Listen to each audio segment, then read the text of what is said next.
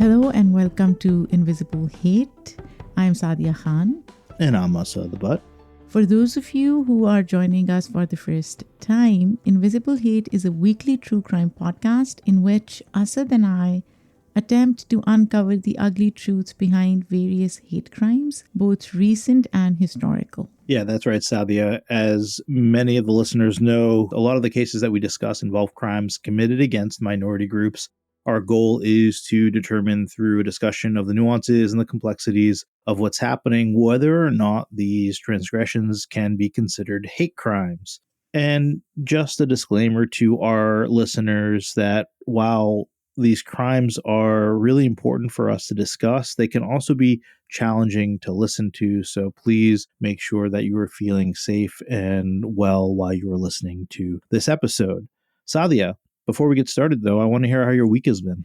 My week has been fine, Asad. We are okay, which is a blessing. And yeah, there are a few exciting things happening at Immigrantly. So we are launching a Gen Z podcast. What does that mean? A Gen Z podcast? You are yelling at Gen Z people? No, we're not yelling. So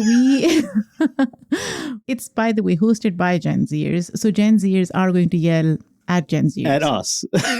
Or maybe at us. You're absolutely right. And the podcast is going to focus on American pop culture through comedic lens. It's an extension of Immigrantly's mission to amplify underrepresented voices. I'm really excited. That's amazing. What's it called? It's called Banterly. Oh, nice. So you got Immigrantly and you got Banterly. Should we change this podcast to Invisible Hately? We could have done that, Asad. And there's a fourth one coming out next year, which will be called something with LY as well. Oh, Saadia, you are quite the marketer. I love it. I know. So how's your week been? I saw a few pictures of you filming stuff. Oh my gosh, that's so exciting. Oh, that's fascinating. Yeah, that is really exciting. We had an amazing shoot this past weekend out in LA, and it was phenomenal. It's the fourth of 5 short films that we are shooting. The last one is going to be this weekend, and it was a fun energy. Saadia, this was a period piece, took place in the 90s, and so we recreated... When we were young. When we were Gen Z, essentially. And so we recreated an Eid party from the 90s, and it was an Afghan Eid party that took place in, sort of the Bay Area. And it was just so fun. The costume designers and the set decorators, they do such a great job of bringing you back into that time period. And so, yeah, it was just a lot of fun and kind of brought back a lot of memories of, those Eid parties where you would just play with your friends in the basement while your parents are upstairs, talking, and then everybody comes up to break the fast. And yeah, so I hope that you will enjoy it when it comes out later on this year. I said I can't wait for it to come out and for all of us to watch it. So good job. Wow, thank you so much. Should we get started with the show? Yes. As everyone is probably aware by now, October 7th, 2023 marks the day that Hamas attacked Israel.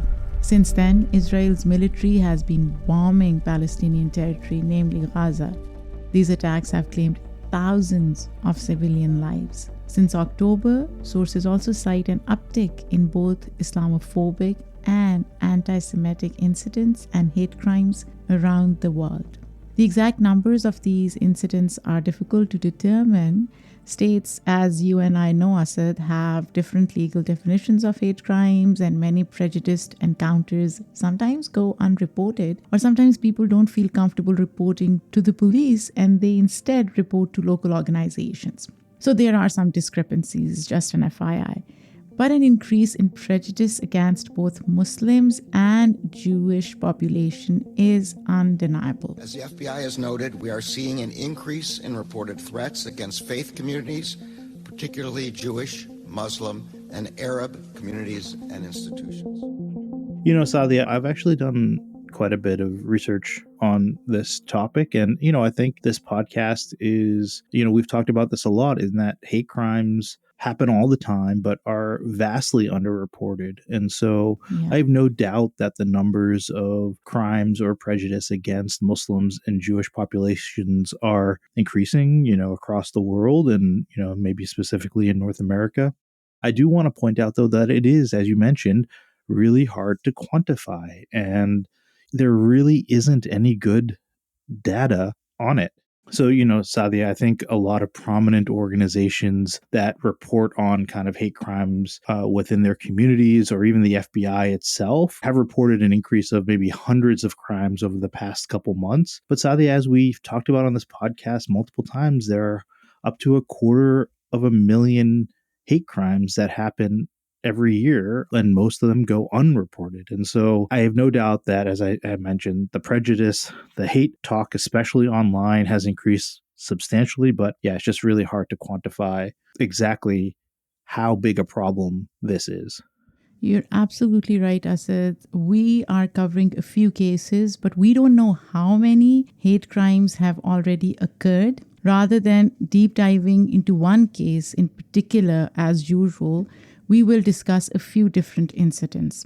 Now, I just want to tell our listeners these cases are very recent. They all happened this year, since October. This means that many of these cases are still undecided in court. And as we've learned on this podcast, final court decisions can take years, right? But it's still important to share the information that we do know, at least for now. It's a sensitive subject, but it's also crucial that we discuss these matters. If we don't discuss, who else would? Because our podcast is basically dedicated to reporting on hate crimes in this country. So, Asad and I think it would be irresponsible to stay silent after recent events. With that being said, let's begin with our first story, which is the murder of 6-year-old Wadie Al-Fayoum. So this story takes us to Plainfield, Illinois, a suburb outside of Chicago. On Saturday, October 14th, 71-year-old landlord Joseph Chuba reportedly barges into the ground floor of a home where he's rented out 2 of his rooms to a Palestinian-American family. This family includes 32-year-old Hanan Shaheen and her son, 6-year-old Wadie Al-Fayoum. According to our sources, Joseph tells Hanan that he's angry about what's going on between Palestine and Israel. And in response, Hanan says, and I quote, "Let's pray for peace." Unquote. From there, not long after she speaks, Joseph tries to choke her. Wow. And then attacks her with a knife in hand. Forensic pathologists describe this knife as a quote-unquote military-style knife with a 7-inch blade. Wow. Saadia, I'd heard this story. Obviously, this has been all over the news, especially it's been spreading across the American Muslim community. I didn't know these details. I knew that what happened, but wow, it's crazy that she was trying to essentially diffuse the situation, and then he still kind of continues and attacks her. Oof. Exactly, Asad. Now, the exact order of events is fuzzy after that, but multiple news outlets write that at some point, Joseph shouts things like, and I quote, "You Muslims have to die, and you're killing our kids in Israel. You Palestinians don't deserve to live." And this is all just a week after the attack, right? Absolutely. Now, Hanan runs to call 911. But Joseph moves further into the home and attacks Hanan's son, 6-year-old Wadie Al-Fayoum. Hanan tries to protect her child, but she's stabbed multiple times, while Joseph attacks her son as well, eventually stabbing him to death. Oh my goodness. Authorities say that Wadie suffered 26 total stab wounds and died that same Saturday. His mother, Hanan, however, is alive and is recovering from her wounds, at least the physical ones. I need justice. How can you live without justice? And how you will be in peace without justice? Asad, as I'm reading this, I cannot imagine the pain she must be going through, the mental, the psychological, in addition to the physical pain that she suffered. It's just so gut wrenching. It's such a random act of violence that she didn't provoke, and her son obviously didn't provoke, and just I imagine happened so quickly with someone that she knew. And yeah, just brutal for her to survive and then find out that her son has been murdered. Just absolutely horrific. Exactly. And what's odd about this story is the fact that weeks earlier, Joseph Chuba did not show any signs of such hateful violence. In fact, family and family friends of the victims say that Joseph was generally very friendly with the family he was renting to. He used to spend time with the family, even bringing 6-year-old Wade toys. An article from BBC News states that he even attended Wade's birthday party about a week earlier. Oh, wild. Wow. I said, I can't wrap my head around this. How can somebody go from that to killing a 6-year-old boy? Right. I mean, it's unfathomable what in this guy's head switched in a matter of a week that he is going to blame a family that he was partying with the week before. It's just unbelievable. Now, there is some information about why this happened, but to be honest, I said no amount of reasoning could ever justify such actions. On October 7th, shortly after Hamas's attack on Israel, Joseph apparently grew very angry. His wife told detectives that her husband started listening to conservative news sources that were discussing the situation evolving in Palestine and Israel, and Joseph grew paranoid. He withdrew $1,000 from the bank, afraid that systems would start shutting down. Now, this is really extreme paranoia. Yeah, some doomsday thinking here. Yeah, and then he suddenly feared the Palestinian family he was renting to. By October 11th, he told his wife that he wanted the family to move out. I said, I wish he had done that. Yeah, that would right. have been lesser evil, better than taking their lives, right? Totally. Yeah, agreed. And also, we are not sure what may have transpired from October 11th to October 14th, but we do know, of course, that by the morning of October 14th, Joseph had turned his words into fatal violence. Yeah, Saadia. So what happened to Chuba? Like, he must have been arrested, but what happened? Absolutely, Asad. So he was arrested soon after attacking this family. He has been charged with murder, attempted murder, battery, and committing a hate crime. In his initial hearing, Joseph pleaded not guilty. His next court date is set for January 8th, 2024.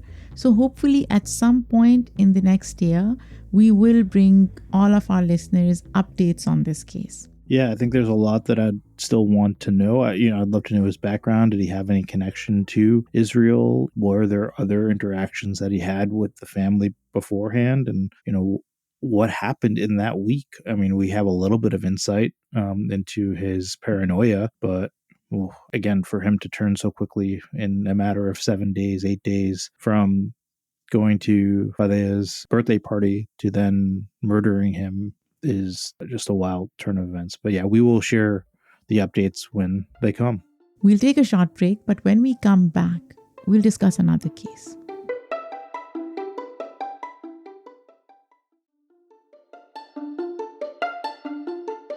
Welcome back to Invisible Hate. So Asad, you have a case that you want to share with our listeners. Yeah, this is another one that has gotten a lot of attention, and we thought we would share the details of it. This one took place just a couple weeks ago on Saturday, November 25th. Breaking news out of Vermont. That is where 3 people have been shot in Burlington, right near the University of Vermont campus. And according to a school in the West Bank, all 3 victims were Palestinian and graduates. What happened was 3 Palestinian students, all 20 years old, were in Burlington, Vermont for Thanksgiving. Hisham Awartani is a student at Brown University in Rhode Island. Kenan Abdul Hamid, attends Haverford College in Pennsylvania, and Saadia and Asad attends Trinity College in Connecticut. A CNN article notes that the three were friends and were all from the West Bank, and they were in Vermont visiting Hisham's grandmother for the holiday. And then on Saturday, they were celebrating a birthday for Hisham's cousins. Later that same Saturday, the three young men went out for a walk, as a lot of people do, and police say they were speaking both Arabic and English, and two of them were wearing keffiyeh. For context, listeners, a keffiyeh is a type of traditional scarf worn in Palestine and in other parts of the Middle East. As the three friends walked past an apartment building, they were suddenly confronted by a man who would later be identified as 48-year-old Jason J. Eaton. Without speaking, Eaton allegedly walked up and fired at the young men with a gun. Two of the young students were shot in the torso, and the other one was hit in the lower extremities. Later, one boy would say that he was afraid Eaton would keep shooting until he killed them, but eventually the attacker, Eaton, fled the scene, and one of the students was able to call 911. Sadly, we don't have a lot of information about what happened like right then and there, but this is kind of the general gist and what various sources have reported for the day. And it's a very recent case, Asad, so we'll probably get more information as days go by. Yeah, that's exactly right. You know, I think the good thing, Saadia, is that everybody is still alive, but far from unharmed, unfortunately. According to a CNN article from November 25th, Hisham was hit in the spine and now has what is called incomplete spinal injury. That means that right now he can feel his legs, but he can't move them. Oh, no. He'll have to go through months of physical therapy, but doctors are unsure of when he'll be able to walk, if ever.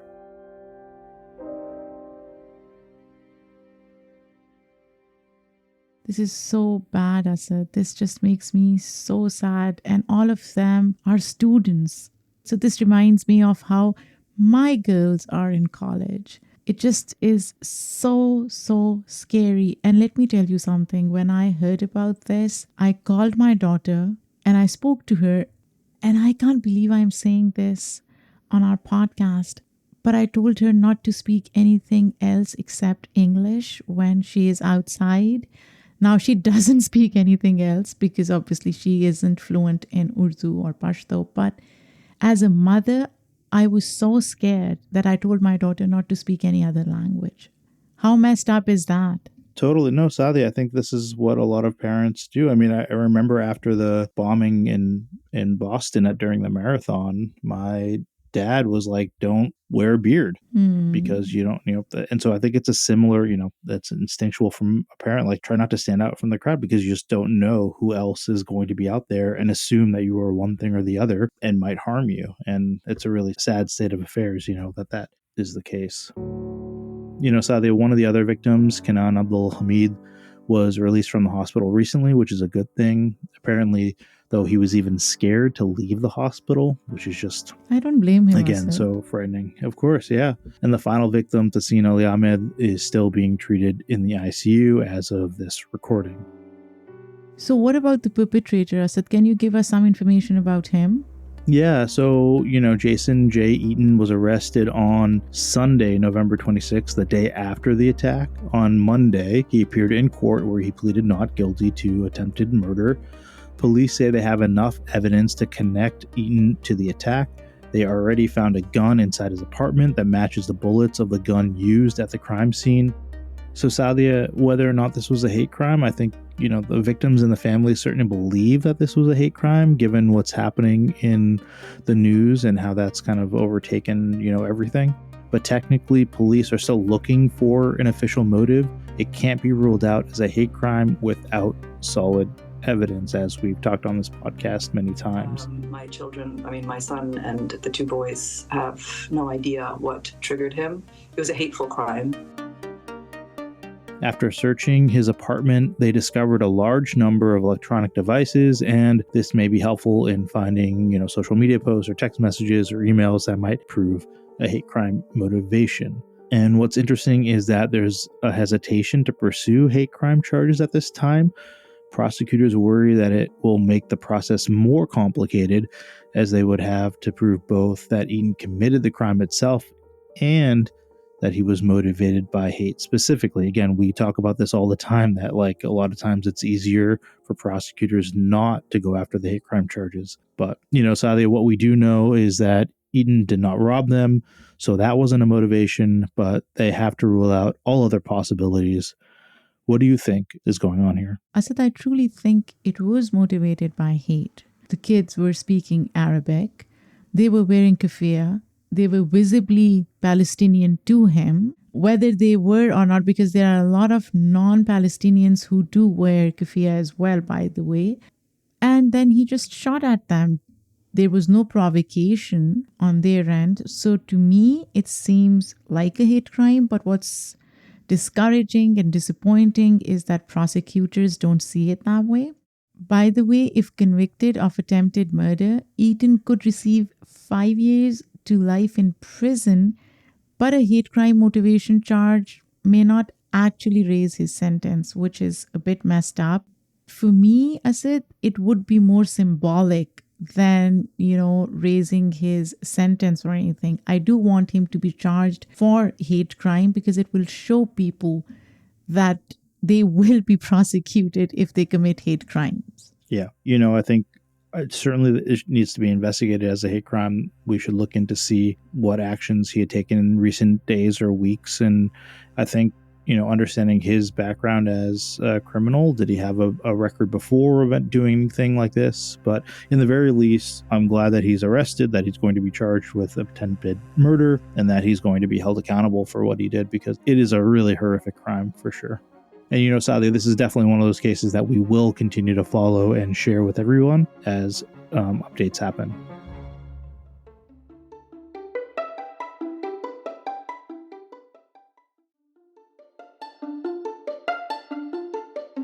Now, there are a handful of other potential hate crimes that have occurred in the past almost 2 months.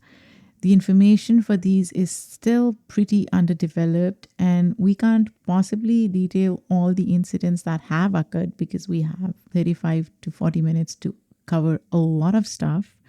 And most of these cases are still vague or do not have specific suspects. So we won't be able to go too far in detail, but it's important to identify these situations so that all of us stay informed about the concerning rise in hateful speech, threats, and actions. Now, there's the case of Daniel Garcia from Los Angeles, who basically threatened to kill a Jewish family early in the morning of October 25th. Oh my goodness. Garcia was standing outside the family's home, kicking at the door and shouting about how he wanted to kill Jewish people. The homeowner heard him and confronted him. He was able to push Garcia into the backyard while his wife called the police. It sounds like nobody was physically harmed, at least, but I'm sure, Asad, the mental trauma of this incident would stay with them for years to come.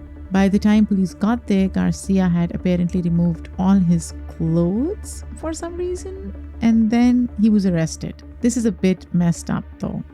Some sources say that as the police were detaining him, Garcia was shouting, and I quote, "Free Palestine and brown people matter." Daniel Garcia has yet to be formally sentenced, but if he is, his threats warrant a maximum of about 7 years in prison. There have been various other reports of verbal and physical harassment. A Muslim student at Stanford was intentionally hit with a car as he was crossing the street. The driver apparently yelled, and I quote, "Fuck you and your people," as he drove away. Fortunately, the student's injuries were non-fatal. And Patrick Dye, a 21-year-old student at Cornell, was arrested after he threatened to shoot up a campus building and stab, and I quote, "slit the throats," unquote, of Jewish people on campus.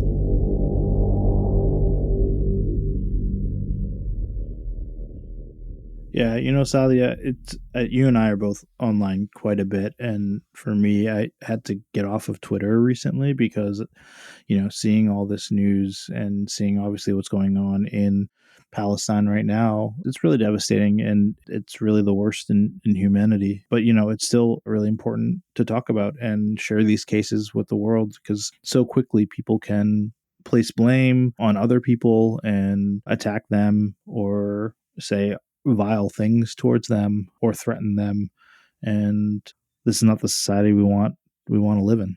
You're absolutely right, Asad. And we've said this time and again on this podcast, violence against people is never justified. Yep. Now, physical appearance, religious beliefs do not make people guilty of actions they did not commit. And yet, so often, Asad, we see that if there is a war or an incident in one part of the world, it affects the way we see our neighbors, classmates, friends, strangers. It's just sad, Asad. We lose our humanity in all of this. I try to remind myself that the vast majority of people in this world, no matter where they are good intentioned and they love their neighbors no matter who they are and want peace and prosperity for themselves and their community and their family, and that it's really a minority of people that are causing all of this, hate and violence. And so, yeah, I think just remind ourselves that there are a lot more of us than there are of them out there. And I think that's an important reminder for everybody.